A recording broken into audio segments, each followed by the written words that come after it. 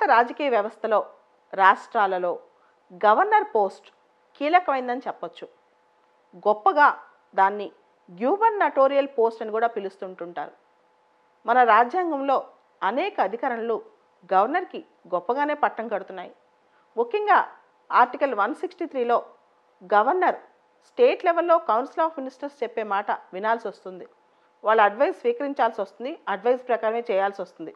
అయితే కొన్ని సందర్భాల్లో ఆయనకి డిస్క్రిషనరీ పవర్స్ ఉన్నాయని కూడా ఆర్టికల్ 163 చెప్తోంది. ఆర్టికల్ 356 ప్రకారం ఏ రాష్ట్రంలో అయినా కాన్స్టిట్యూషనల్ మిషనరీ ఫెయిల్ అయినప్పుడు గవర్నర్ ఆ దిశగా రిపోర్ట్ ఇస్తే ప్రెసిడెంట్స్ రూల్ పెడతారు ఆ రాష్ట్రంలో. గవర్నర్ రిపోర్ట్ ప్రెసిడెంట్స్ రూల్ పెట్టడానికి కంపల్సరీ కానప్పటికీ చాలా సందర్భాల్లో గవర్నర్ రిపోర్ట్లో చాలా కీలకమైన అంశాలు ఉంటాయి ఆర్టికల్ 356 విధించడానికి. అదేవిధంగా ఏదైనా ఒక బిల్లు గవర్నర్కి ఒక విచక్షణ ఉందన్నమాట.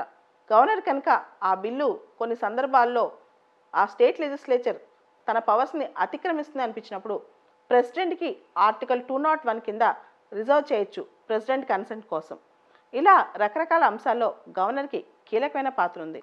అంతెందుకు, ఏ పొలిటికల్ పార్టీ గవర్నమెంట్ ఏర్పాటు చేయలేని టైంలో ఏ పొలిటికల్ పార్టీని ముందు పిలవాలి, ఏ కోalition ముందు పిలవాలి అనే విషయంలో కూడా ఆయన చాలా విచక్షణే పాటిస్తారు. సో ఇట్లా గవర్నర్కి చాలా పెద్ద పనే ఉంది మన రాజ్యాంగంలో. అయితే ఈ మధ్య గవర్నర్ యొక్క పాత్ర గురించి అనేక విమర్శలు, అభియోగాలు, అదేవిధంగా అనేక సలహాలు, సూచనలు వస్తున్నాయి.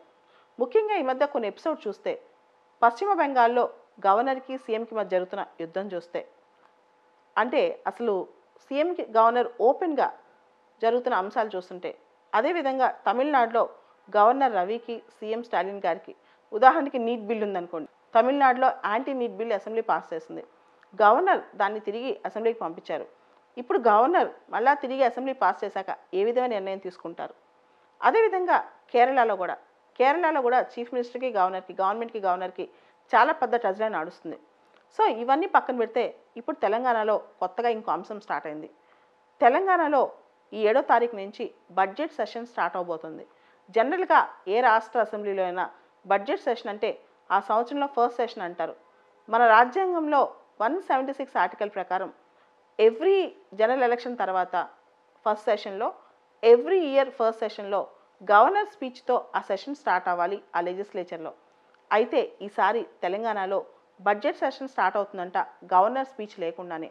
అసలు ఇలాంటి ప్రొవిజన్ ఉందా? ఎందుకంటే 176 ప్రకారం గవర్నర్ షెల్ అడ్రస్ ఉంది, అంటే గవర్నర్ ఖచ్చితంగా అడ్రస్ చేయాలి. అయితే ఇక్కడ తెలంగాణ ప్రభుత్వం ఒక టెక్నికల్ గ్రౌండ్ తీసుకున్నట్టు తెలుస్తోంది.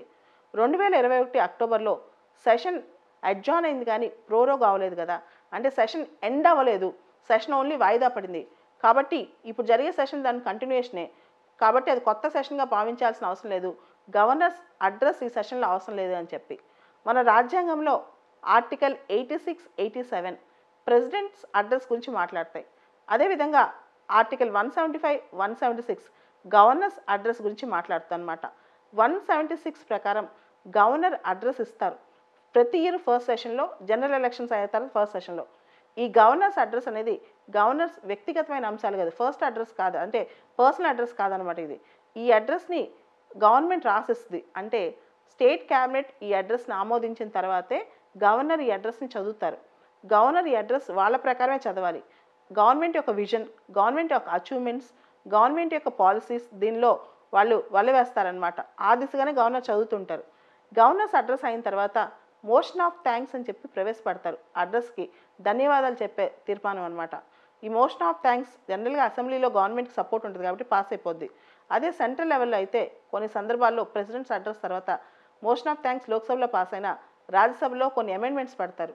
రాజ్యసభలో అప్పుడప్పుడు మోషన్ ఆఫ్ థ్యాంక్స్కి అమెండ్మెంట్స్ పెట్టి ప్రెసిడెంట్ ఈ విషయంలో చెప్పారు కానీ ఇది ఇలా జరగలేదు, అంటే అది గవర్నమెంట్ స్పీచ్ కాబట్టి, గవర్నమెంట్ ఆమోదించిన స్పీచ్ కాబట్టి.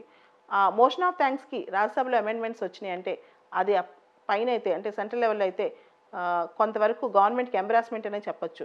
స్టేట్ లెవెల్లో కూడా లెజిస్లేటివ్ కౌన్సిల్స్ ఉన్న చోట ఈ ఎంబరాస్మెంట్కి అప్పుడప్పుడు గవర్నమెంట్ గురవుతూనే ఉంటుంది. మనం ఆంధ్రప్రదేశ్లో, యునైటెడ్ ఆంధ్రప్రదేశ్లో చూస్తే 1970లో ఒకసారి, 2014లో ఒకసారి గవర్నర్ స్పీచ్ లేకుండానే సెషన్ స్టార్ట్ అయిపోయింది, ఫస్ట్ సెషన్. అదేవిధంగా ఈ మధ్యకాలంలో పుదుచ్చేరిలో, వెస్ట్ బెంగాల్లో కూడా ఇలాంటి సంఘటనలే చోటు చేసుకున్నాయి.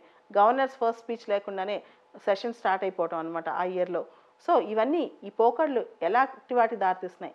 రాజకీయపరమైన ఒత్తిళ్ళు, రాజకీయపరమైన ప్రలోభాలు, రాజ్యాంగబద్ధమైన పోస్టులపై పడితే భవిష్యత్తులో రాజ్యాంగ విలువ ఏమవుతుందని ఒకసారి చీఫ్ మినిస్టర్లు కానీ, కౌన్సిల్ ఆఫ్ మినిస్టర్స్ కానీ, రాజకీయ నాయకులు కానీ ఆలోచించారు.